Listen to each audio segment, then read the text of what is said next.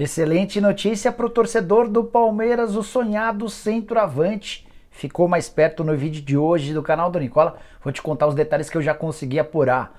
Bora repercutir também a entrevista bem legal que Muricy Ramalho deu ao canal do Nicola nessa terça-feira, falando sobre absolutamente todos os temas.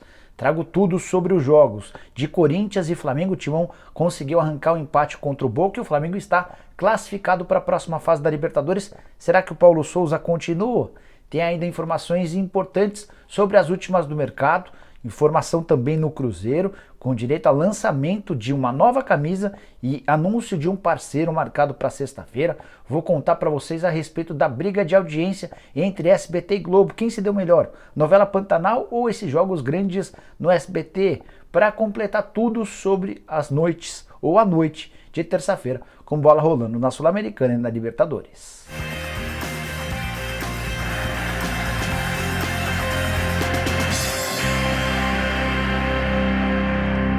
Fala aí pessoal, eu sou Jorge Nicola, bem-vindos a mais um vídeo do canal, que bacana ter vocês por aqui. Antes de mais nada, deixa eu só me apresentar, sou jornalista esportivo com passagens por ESPN, Diário de São Paulo, Rádio Bandeirantes, e a missão por aqui é deixar você super bem informado sobre as coisas da bola.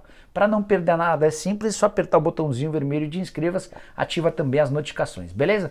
Bora contar que todo esse conteúdo é um oferecimento de Betano, casa de apostas esportivas que é patrocinadora master do Fluminense e também do Atlético Mineiro. Uma sugestão, estava assistindo ao jogo do Liverpool contra o Southampton nessa terça-feira e vi que o Southampton saiu na frente. Entrei na hora no site da Betano e apostei que o Liverpool viraria, acabou acontecendo e embolsei uma boa grana. Fique de olho nesses jogos em que há um time bem favorito e esse time sai perdendo, é sempre uma oportunidade de você se dar bem.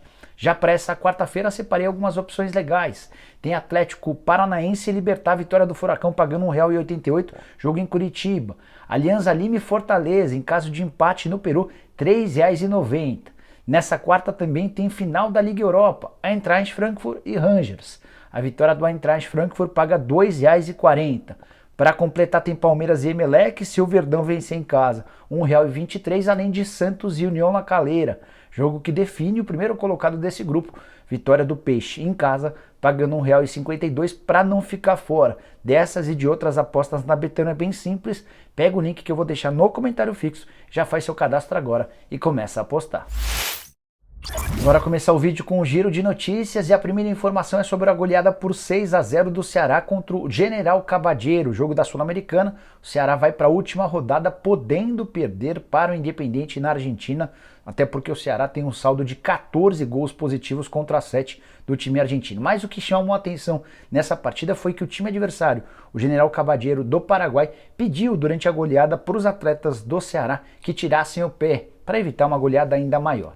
Bora contar que Edenilson, que se tornou o pivô de toda aquela confusão com Rafael Ramos no último sábado, foi o nome da vitória do Internacional por 2-0 nessa terça-feira contra o Independiente Medellín, jogo da Sul-Americana. Vitória fundamental para que o Internacional vá para a última rodada com chances totais de classificação na Sula. Quero contar que Diego Alves, goleiro do Flamengo, está completamente queimado com o Paulo Souza. Na entrevista pós-jogo da vitória do Flamengo, daqui a pouco eu falo sobre a vitória, o Paulo Souza contou que o Diego Alves tentou se escalar para a partida dessa terça-feira. Ele teve uma reunião com o Bruno Spindel, com o homem forte do futebol.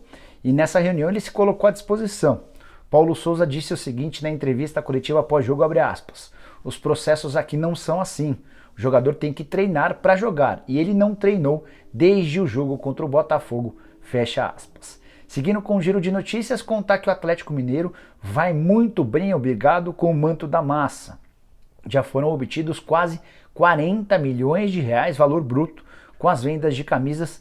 O Galo está chegando a quase 150 mil camisas e promete vender muito em breve a camisa do manto da massa para torcedores que moram fora do Brasil. Para completar, queria afirmar ou revelar sobre o paradeiro de Jadson, ex-jogador do Corinthians, do Atlético Paranaense, que recentemente rescindiu seu contrato com o Vitória. O nome dele foi bastante especulado como possível reforço do Santa Cruz. Entrei em contato com o empresário dele, o Marcelo Robalinho, que me assegurou que não existe nenhuma negociação no momento. Quero falar agora sobre o Cruzeiro, que promete para sexta-feira novidades. A principal delas, o anúncio da nova camisa branca.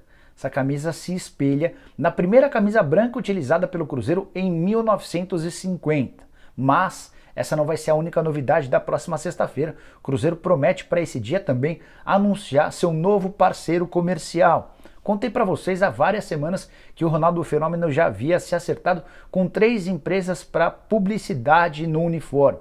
O Ronaldo havia pedido um patamar bem alto para as empresas que queriam patrocinar o Cruzeiro e o primeiro anúncio está marcado para essa sexta-feira. Ainda não consegui obter o nome dessa empresa, mas estou ligando para um monte de gente para tentar avançar alguma coisa nesse sentido para vocês. Só para completar ainda sobre o Cruzeiro, contar que nessa terça-feira a Raposa conseguiu renovar o contrato do volante Adriano, jogador revelado na base, 22 anos de idade, novo vínculo só se encerra em dezembro de 2024. O novo foco agora é acertar o mais rápido possível a prorrogação do contrato do Daniel Júnior, que tem vínculo até 2023, mas multa rescisória dele para território brasileiro é bem baixa, de 12 milhões de reais. Isso porque seu salário segue sendo de apenas 6 mil por mês. Bora falar sobre a boa vitória do Flamengo por 3-0 contra a Católica, resultado que classificou o rubro-negro para a próxima fase da Libertadores, numa noite marcada por protestos contra Rodolfo Landim, Marcos Braz, Paulo Souza e o goleiro Hugo. Antes, só para contextualizar, os 3-0 foram conquistados com gols de Ilharão de cabeça, mais um gol dele, Everton Ribeiro também de cabeça e Pedro, que fez um golaço no segundo tempo. Com o resultado, o Flamengo foi para 13 pontos, Tadieres tem 8, a Católica tem 4, o Sporting Cristal tem 2. O Flamengo se classificou e ainda se classificou como o primeiro colocado do grupo. Apesar da boa atuação, bastante consistente, defensiva e ofensivamente, o Flamengo perdeu vários gols, poderia ter conseguido uma goleada histórica. O torcedor demonstrou muita irritação com os dirigentes e com o Paulo Souza, que na entrevista coletiva pós-jogo assegurou que nem cogita a possibilidade de ir embora. Dá uma olhada na frase do treinador português, abre aspas. E eu paguei para estar nesse clube e vou ser feliz aqui. Estou cheio de energia, bastante preparado para liderar a qualidade dos jogadores, fecha aspas. Só para contextualizar, o Paulo Souza pagou com seu próprio dinheiro a multa para rescindir seu contrato com a seleção polonesa. Então, ele está garantindo que nem cogita a possibilidade de deixar o rubro-negro para desespero do torcedor do Flamengo que quer a volta de Jorge Jesus. Só para completar outras informações importantes sobre a vitória do Flamengo. Rodrigo Caio voltou, jogou os 90 minutos e fez ótima partida. E o Hugo foi bastante protestado e vaiado durante quase todo o jogo. Como uma forma de demonstrar carinho ao atleta, os jogadores e membros da comissão técnica se reuniram no meio de campo depois da partida e aplaudiram o goleiro do Fla. Bora falar sobre a treta por audiência entre SBT e Globo, as duas principais emissoras do país, com produtos legais para terça-feira. O SBT passou no Rio de Janeiro Flamengo e Católica, enquanto transmitiu em São Paulo Boca Juniors e Corinthians, os times de maior torcida do país, em campo contra a novela Pantanal, na Globo, e logo depois o programa No Limite, aquele reality show que recentemente estreou. Enquanto o Pantanal esteve no ar, não deu nem pro cheiro no SBT. No Rio de Janeiro, a média de audiência foi de 13 pontos para o jogo e 30 pontos para a novela. Em São Paulo, o empate do Corinthians com Boca teve média de 12 pontos contra 28,8 de Pantanal. Coisa só começou a mudar quando a novela terminou e o reality show começou. Por volta de 11h10 da noite, tanto no Rio quanto em São Paulo, o SBT conseguiu assumir a liderança por apenas alguns minutos, com uma diferença bem pequena. E aí eu me pergunto, por que será que mesmo com jogos tão legais, o SBT não consegue liderar a audiência com folga contra, por exemplo, a novela da Globo? Hora de falar sobre o Corinthians, que arrancou um ponto super importante contra o Boca Juniors na Bombonera, resultado que ainda não garante a classificação, mas encaminha até a primeira posição do timão, rumo ou de olho na fase de mata-mata da Libertadores da América. O Corinthians saiu na frente com o Duqueiroz aos 16 minutos do primeiro tempo. Aos 42, no finalzinho da etapa inicial, o Benedetto marcou o gol de empate. Com 24 do segundo tempo, o Cantilho, que havia acabado de entrar, foi expulso de forma boba. O técnico Vitor Pereira também acabou sendo expulso. O Corinthians tomou uma pressão, mas segurou esse resultado de empate que o mantém na primeira colocação. O Timão tem 8 pontos, o Boca Juniors tem 7, Deportivo Cali 5 e o Always Red 4. com detalhe de que Cali e Always Red ainda se enfrentam na quinta-feira na Colômbia. A tendência é que o Cali vença, vá aos mesmos 8 pontos do Corinthians e ultrapasse o Timão no saldo de gols. A vantagem do Corinthians é que na última rodada ele recebe o Always Red para fazer a quantidade de gols que precisar, enquanto o Deportivo Cali visita o Boca Juniors, jogo de vida ou morte para os dois clubes, então tudo indica que o Corinthians passará em primeiro e escapará num confronto de mata-mata de um Palmeiras, de um Flamengo ou de um Atlético Mineiro.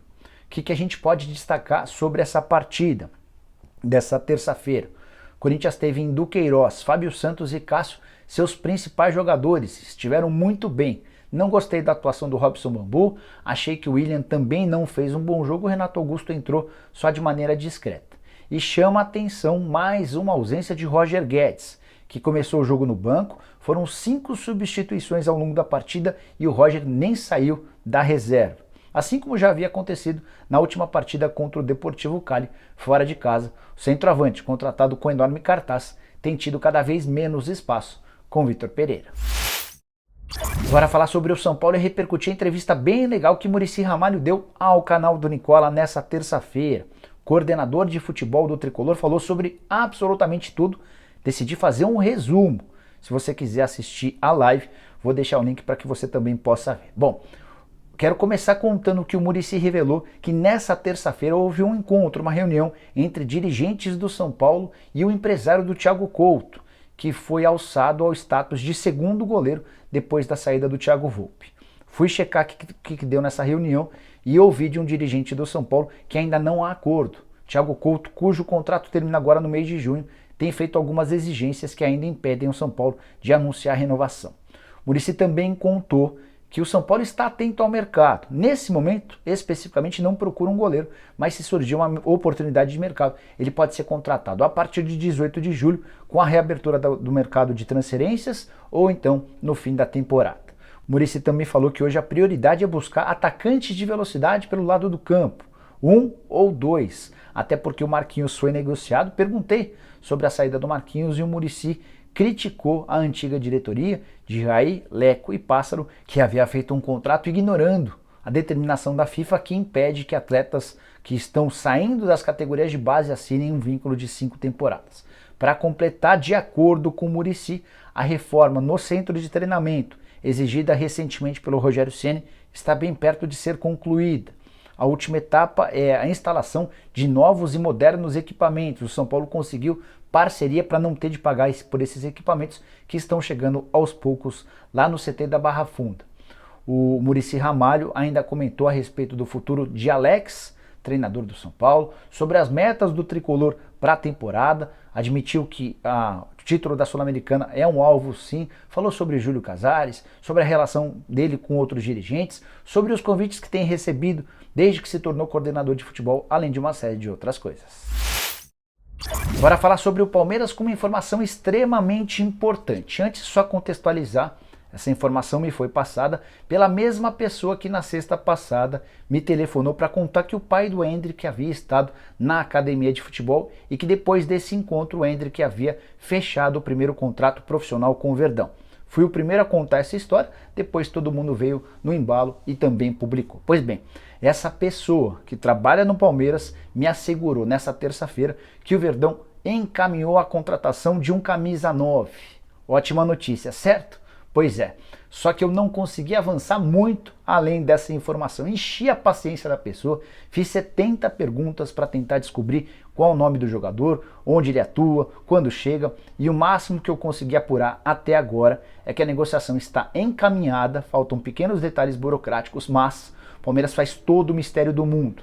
Contratação que está sendo conduzida pelo Anderson Barros e pela presidente Leila Pereira. Até por isso, o nome não pode vazar. A grande preocupação do Palmeiras é de que o vazamento desse nome chame a atenção de outros clubes e torne o negócio ou inviável ou mais caro. Então, nesse momento, não consegui descobrir o nome do centroavante. O que eu posso te falar é que é um centroavante que chega com o aval do Abel Ferreira para ser anunciado, ou melhor, registrado como reforço a partir de 18 de julho, quando a janela de transferências no futebol brasileiro reabre.